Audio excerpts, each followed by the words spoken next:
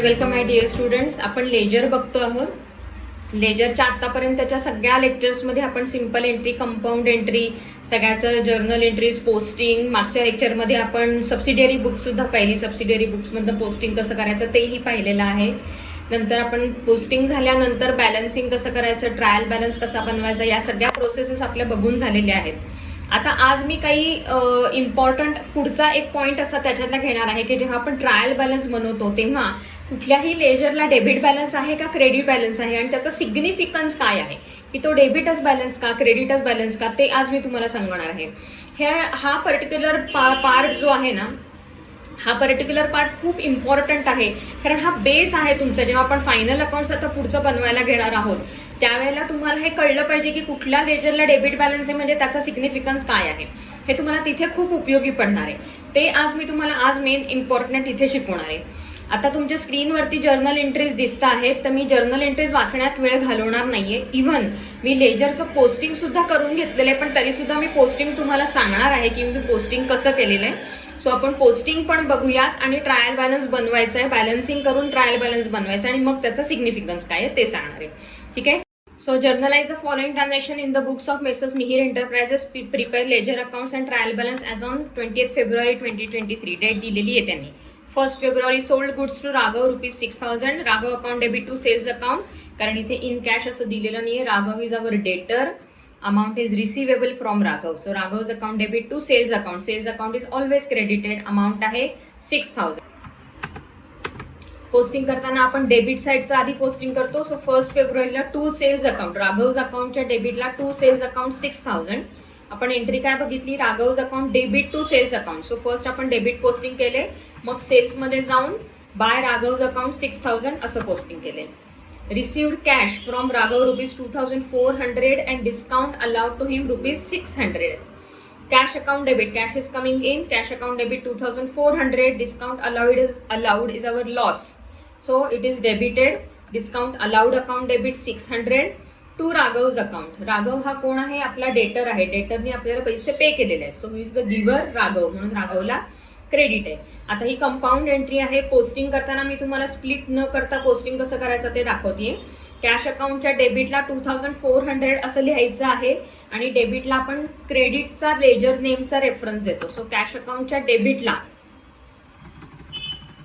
To Raghav's account 2,400. Cash कितीनी debit झालेली आहे, 2,400नी debit झालेली आहे. सो कॅश अकाउंटच्या डेबिटला 2,400 लिहायचं काय, टू राघवज अकाउंट. मग इमिजिएटली राघवच्या अकाउंटला बाय कॅश अकाउंट 2,400. हा सेकंड इफेक्ट आपण देऊन टाकला, म्हणजे एक पोस्टिंग झालं. आता डिस्काउंट अलाउड अकाउंट डेबिट 600, म्हणजे डिस्काउंट अलाउड अकाउंटच्या डेबिटला 600 लिहायचे आहे.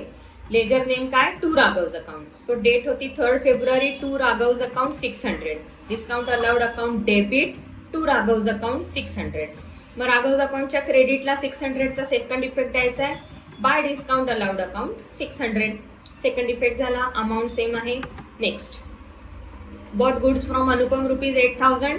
अनुपमकडनं गुड्स परचेस केलेत. Purchases are always debited. So purchase account debit to Anupam account 8,000.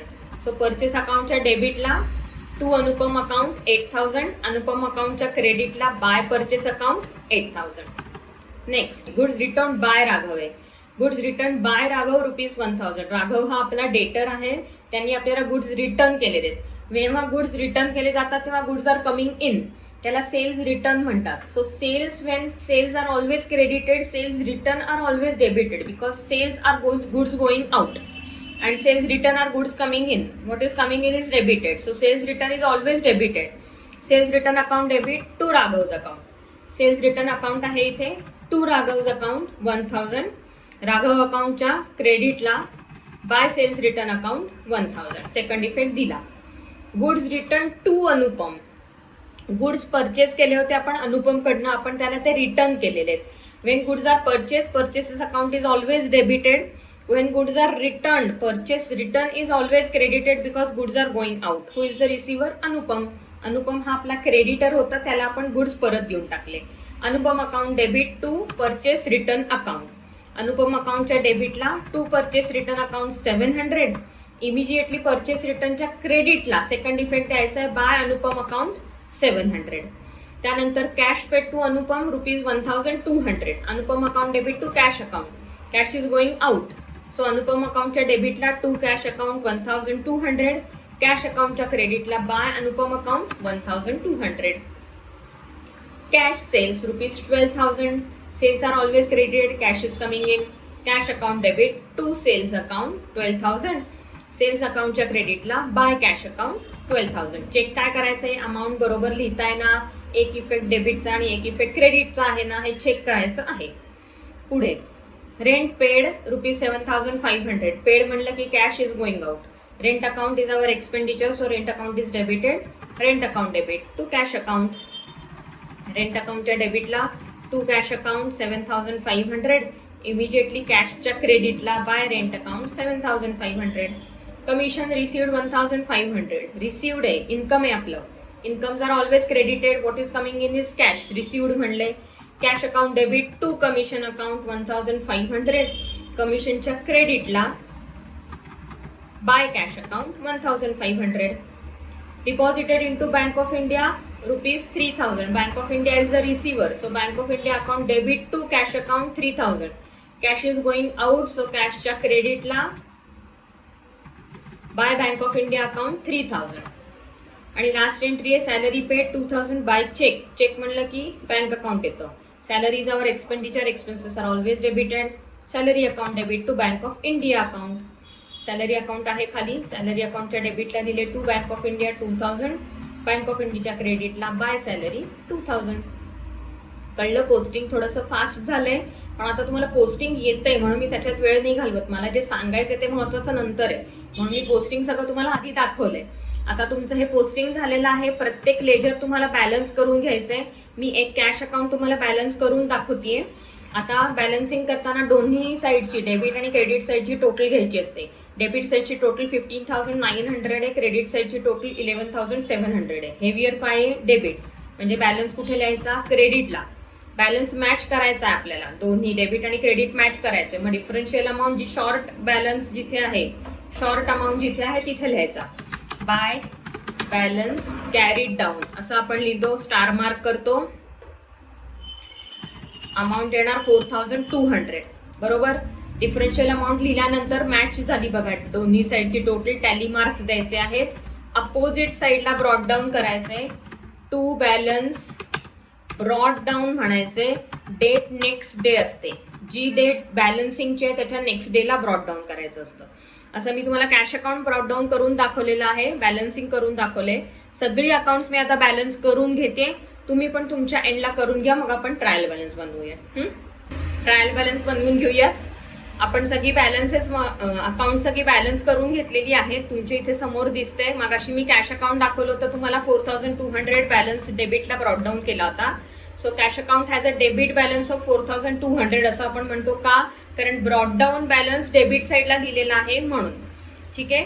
त्याच्यानंतर Raghav's account. Raghav's account has a debit balance of ₹2,000. Anupam account has a credit balance of 6,100. Rent account has a debit balance of 7,500. Salary account has a debit balance 2,000.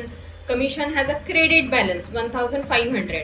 Discount allowed has a debit balance 600. Bank of India debit balance 1,000. Sales return debit balance 1,000. Purchase return credit balance 700. Sales credit balance 18,000. आणि lastly purchase account has a debit balance of 8,000. Balancing करून झालंय. ह्या सगळ्या figures आपण आता लेजरमध्ये मांडून घेऊयात. सॉरी, ट्रायल बॅलन्समध्ये लिहून घेऊयात. मी इथे व्हर्टिकल ट्रायल बॅलन्स बनवला. In the books of Mihir enterprises trial balance as on 28 February 2023. ज्या डेटला आपण बॅलन्सिंग करतोय ती डेट घ्यायची असते. ओके. एक एक बॅलन्सेस घेऊयात. Cash account debit balance 4,200. Purchase account sorry Raghav's account debit balance 2,000. सिक्वेन्सने जाते मी म्हणजे चुकायला नको म्हणून. Anupam credit balance 6,100. त्याच्यानंतर rent account debit balance 7,500. Salary 2,000 debit balance. Commission credit balance 1,500. Discount allowed debit balance 600. Bank of India debit balance 1,000. Sales return account debit balance 1,000. Purchase return credit balance 700, sales credit balance 18,000 आणि purchases उरलं purchase account debit balance 8,000. Trial balance तुम्हाला match झालेला दिसतोय. So आपण जी काय balancing केलेली ती सगळी इथे बॅलन्सेस लिहिले. ट्रायल बॅलन्स मॅच झालं याचा अर्थ आपण चुकलो नाहीये कुठेच. चुकलोय समजा, हे लक्षात कसं ठेवायचं, तुमचा डेबिट बॅलन्स लिहायचा चुकलाय, क्रेडिट बॅलन्स ब्रॉडडाऊन करायचा चुकलाय, किंवा रिव्हर्स इंजिनिअरिंग सांगितलं होतं मी मागच्या याला की जी शेवटची स्टेप असते ती पहिली चेक करायची, असं करत करत उलटं जायचं, फायनली जर्नल पर्यंत मागे जायचंय. ठीक आहे, आता चुकलं नाहीये आपलं, म्हणून आपला ट्रायल बॅलन्स मॅच झालाय. आता ह्याच्या पुढे ना मी एक 2-3 कॉलम्स ऍड करते. तुम्हाला जर आठवत असेल तर आपण पहिला जो चॅप्टर होता ना बेसिक्सचा, त्यामध्ये असं पाहिलेलं होतं, थंब रूल्स पाहिले होते की कोणते टाईप ऑफ अकाउंट आहे. सो इथे मी टाईप ऑफ अकाउंट आधी लिहिणार आहे. तुम्हाला मला कॅश अकाउंट हे कोणत्या टाईपचं अकाउंट आहे ते सांगायचंय. सो कॅश अकाउंट हे कुठलं आहे, रिअल अकाउंट आहे. परचेस अकाउंट हे कुठलं आहे, नॉमिनल अकाउंट आहे. परचेस अकाउंटच्या ऐवजी जर तुम्ही गुड्स अकाउंट लिहिलं तर गुड्स अकाउंट हे रिअल अकाउंट म्हणून लिहायचं, परचेस अकाउंट हे नॉमिनल अकाउंट आहे. सेल्स अकाउंट हे पण नॉमिनल अकाउंट आहे. Purchase return, sales return nominal. Raghav personal account, person आहे ना, राघव हा पर्सन आहे, अनुपम हा पण पर्सन आहे. बँक ऑफ इंडिया कोण आहे, पर्सनच आहे. हा कोणत्या प्रकारचा पर्सन आहे म्हणतो आपण ह्याला, आर्टिफिशियल पर्सन, पण account personal account. Rent account nominal, salary nominal, commission आणि डिस्काउंट हे सगळी नॉमिनल अकाउंट्स आहेत. नॉमिनल अकाउंट्स मध्ये काय काय येतं, एक्सपेन्सेस आणि लॉसेस, गेन्स आणि इन्कम्स हे सगळे नॉमिनल मध्ये येतात. हे सगळे एक्सपेन्सेस, इन्कम्स, लॉसेस आहेत आपले. आणि तर पर्सनल अकाउंटमध्ये आर्टिफिशियल आणि नॅचरल पर्सन येतात. रिअल अकाउंटमध्ये गुड्स जे असतात किंवा हार्ड कॅश असते जे आपण देणं घेणं करतो, रिअली आपण ते एक्सचेंज करू शकतो, असे सगळे रिअल अकाउंटमध्ये जातात. आता मला तुम्ही ह्यांचे थंब रूल्स काय होते ते सांगायचे. रिअल अकाउंटचा थंब रूल काय होता, what comes in is debited आणि what goes out is credited. कॅशच्या बाबतीत बरोबर आहे ना, कॅश इज कमिंग इन म्हणतो आपण म्हणून डेबिट देतो, कॅश इज गोईंग आउट म्हणून क्रेडिट देतो. परचेस अकाउंट, परचेस अकाउंटमध्ये मी परचेसेस इज ऑलवेज डेबिटेड म्हणते का, कारण गुड्स आर कमिंग इन, म्हणजेच एक्सपेंडिचर आहे. आपण जेव्हा गुड्स विकत घेतो तेव्हा आपण पैसे खर्च करतो, एक्सपेंडिचर आहे. Expenses and losses are always debited. मग gains and incomes are always credited. हा नॉमिनल अकाउंटचा सगळा रूल इथे ऍप्लिकेबल होणार आहे. पर्सनलमध्ये receiver is the debited, debit the receiver, credit the giver. हा रूल आपला ह्या तिन्ही बाबतीत आहे. आणि उरलेले जे 4 आहेत आपले नॉमिनल अकाउंट, त्याला हा रूल ऍप्लिकेबल आहे नॉमिनल अकाउंटचा, बरोबर. आता मी तुम्हाला सिग्निफिकन्स सांगणार आहे. ह्याच्या पुढचा जो पार्ट आहे हा खूप इम्पॉर्टंट आहे, नीट लक्षपूर्वक ऐकायचा आहे. Cash account has a debit balance of 4,200. म्हणजेच कॅश आपल्या हातात किती आहे, 4,200 एवढी कॅश बॅलन्स आहे. कॅशच्या बाबतीत तुम्ही असा विचार करा, if I have got a balance of 4,200 can I purchase more goods worth ₹4,500? No, कारण माझ्या हातात जर कॅशच नाहीये तेवढी, 4,200 एवढीच कॅश असेल तर मी 4,500चे गुड्स कसे परचेस करू शकेन. म्हणजेच कॅशच्या बाबतीत what comes in is always more than what goes out. इथे कम्स इन आणि गोज आउट असं आहे की नाही. सो रिअल अकाउंटच्या बाबतीमध्ये what comes in is more important किंवा is always more than what goes out. Comes in, तुमच्या हातात जर गुड्सच नसतील तर तुम्ही सेल करू शकाल का. गुड्स अकाउंट जर तुम्ही घेतलं, गुड्स अकाउंटला जर 5,000 रुपीजचा बॅलन्स असेल तर गुड्स गोईंग आउट 5,200चे कसे असतील. What comes in can go out. What balance is not there with us which we cannot sell the goods. We don't have the stock of goods worth ₹5,500. We only have a stock of goods of 5,000. Then we cannot sell the goods of 5,500. So real accountच्या बाबतीत what comes in is always more than what goes out. In case of cash accountला नेहमीच debit balance असतो.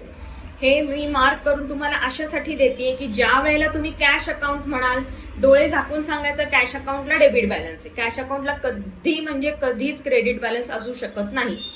Cash अकाउंटला credit balance आहे याचा अर्थ काय झाला, you have spent more than what you have earned. तुमच्या अर्निंगच्या पेक्षा जास्त तुम्ही स्पेंडच करू शकत नाही. कळतंय? सो कॅश अकाउंटला नेहमीच डेबिट बॅलन्स असतो. परचेस अकाउंटला डेबिट बॅलन्स दिसतोय. मी तुम्हाला आजपर्यंत अनेक वेळा सांगितले purchase account is always debited. का? Purchase is our expenditure, goods are coming in, expenses are always debited. Purchase account is always debited because goods are coming in.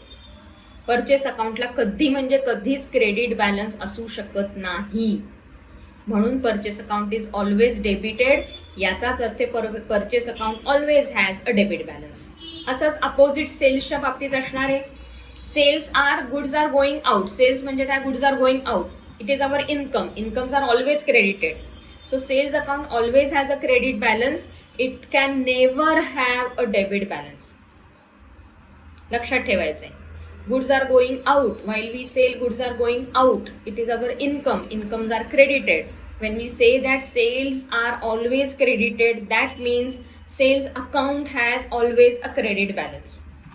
तसंच परचेस रिटर्न. आता परचेसला आपण म्हणतो purchases always has a debit balance. मग purchase रिटर्नला credit balance असणार, कारण purchase आणि purchase return हे एकमेकांचे अपोजिट आहेत. परचेस म्हणजे goods are coming in, purchase return म्हणजे goods are going out. What goes out has a credit balance. So purchase return always has a credit balance. तसंच sales return always has a debit balance. का?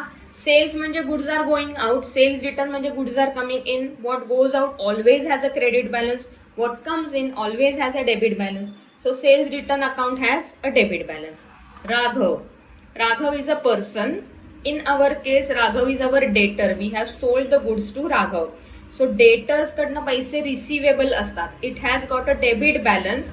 म्हणजेच डेटर्सना नेहमीच debit balance असतो, कारण goods amount is receivable from the debtors. पण डेटरच्या बाबतीत exceptional काय आहे? जर ऍडव्हान्स असेल,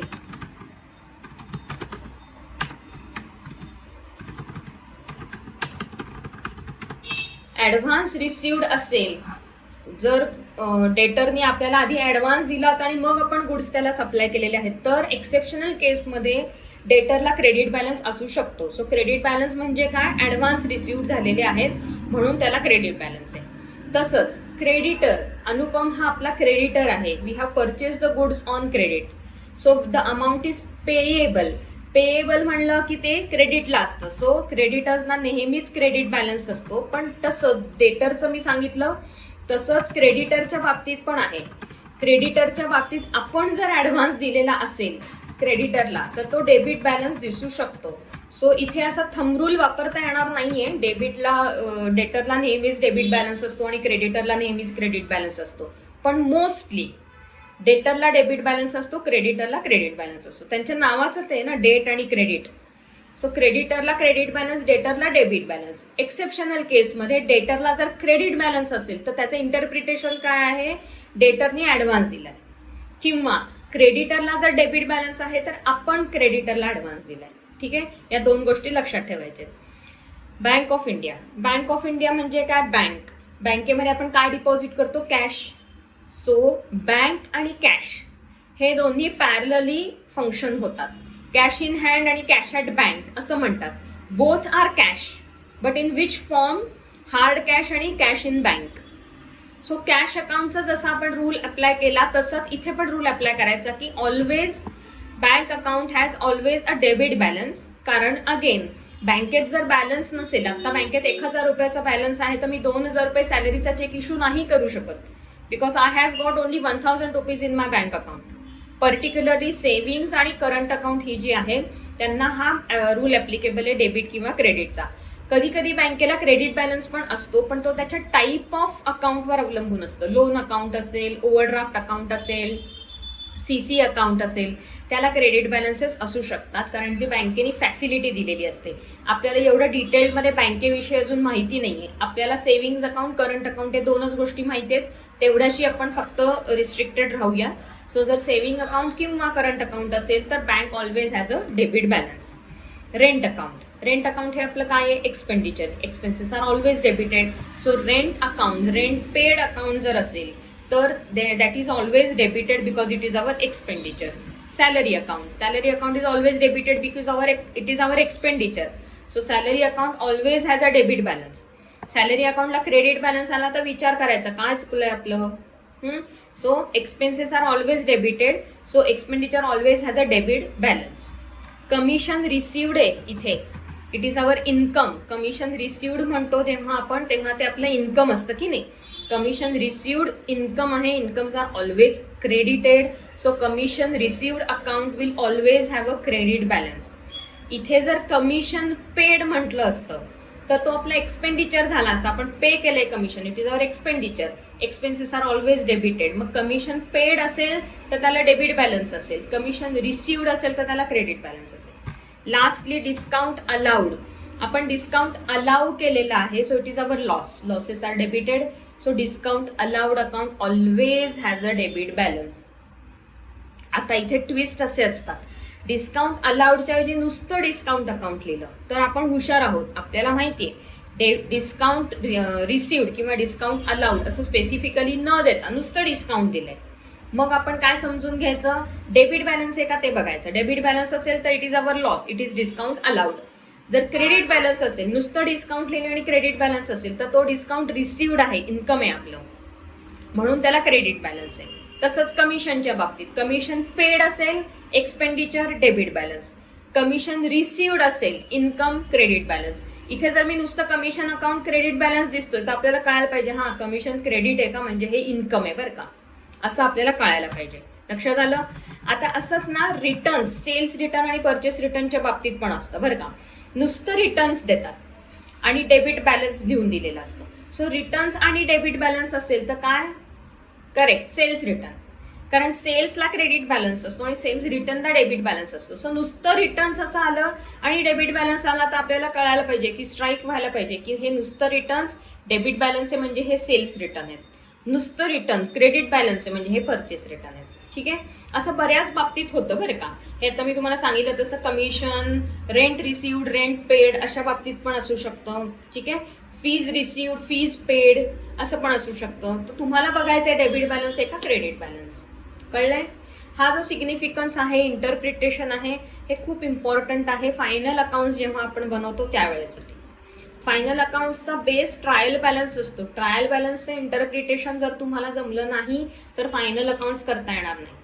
आता मी हे जे समोर तुम्हाला लिहून दिलं आहे तर तुम्ही लिहून घ्याच, पण आतापर्यंत आपण जे ट्रायल बॅलन्स केले तर तुमचं इंटरप्रिटेशन करा. हा राघवज अकाउंटला डेबिट बॅलन्स आहे म्हणजे हा डेटर असू शकतो. कळलं, असं इंटरप्रिटेशन तुम्हाला करायला पाहिजे, यायला पाहिजे. कळलं. किंवा रेंट अकाउंटला डेबिट बॅलन्स आहे म्हणजे हा एक्सपेंडिचर आहे, कमिशन अकाउंटला क्रेडिट बॅलन्स आहे म्हणजे हे इन्कम आहे. हे इंटरप्रिटेशन तुमचं यायला पाहिजे, विच इज मोस्ट इम्पॉर्टंट. आजच्या नंतरच्या सगळ्या आयुष्यात तुम्हाला हे येणार आहे कुठं ना कुठं तरी, जिथे जिथे अकाउंटशी तुमचा संबंध येईल. कळलं. सो आजचं लेक्चर अतिशय इम्पॉर्टंट होतं. पुन्हा पुन्हा बघा, प्रॉब्लेम वाटला तर मला डाऊट्स असतील काही तर कमेंटमध्ये सांगा, मी ते क्लिअर करीन तुमचे डाऊट्स. ठीक आहे, असे मी काही ट्रायल बॅलन्स तुम्हाला देणार आहे. तुम्ही मला इथे पुढे त्याचा टाईप लिहून द्यायचा आहे आणि तो डेबिट बॅलन्स आहे म्हणजे त्याचं इंटरप्रिटेशन, म्हणजे हे डेबिट क्रेडिट वगैरे असं लिहून देऊ नका, इंटरप्रिटेशन सांगा मला त्याचं. ठीक आहे, हे तुम्हाला होमवर्क करायचा आहे मला, आणि कमेंटमध्ये प्लीज लिहून सांगा. पाठवा, कोणी पाठवत नाहीये, तुम्हाला समजलंय का नाही मला समजत नाहीये म्हणून पाठवा. ठीक आहे, ट्रायल बॅलन्स पाठवते मी, तो नीट करा आणि इंटरप्रिटेशन लिहून पाठवा मला. ठीक आहे, नेक्स्ट लेक्चरपर्यंत टाका.